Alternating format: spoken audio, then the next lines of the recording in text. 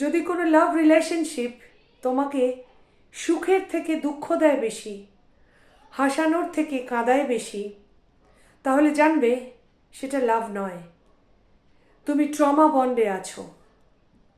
বুঝবে কি করে? দেখবে ওই সামনের জন তোমাকে কখনো খুব বেশি স্পেশাল ফিল করাচ্ছে, আবার কখনো তুমি খুব লো ফিল করছো তার জন্যে। কখনো সে খুব বড় বড় প্রমিস করছে, কিন্তু একটা প্রমিসও সে রাখতে পারে না, সে সর্বদা প্রমিস ব্রেক করে আর তোমাকে হার্ট করে। ডিপ ইন ইউর হার্ট তুমি তাকে খুব বেশি ট্রাস্ট করতে পারো না, কিন্তু তাকে যখনই ছাড়ার কথা ভাবো তখনই তুমি ফিজিক্যালি মেন্টালি এত বেশি দুর্বল হয়ে পড়ো যে সেটা করে উঠতে পারো না।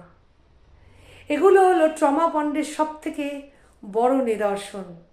আর তুমি যদি এর থেকে নিজেকে মুক্ত করতে না পারো তাহলে কখনোই জীবনে শান্তি পাবে না আর জীবনে উন্নতির পথে অগ্রসর হতে পারবে না।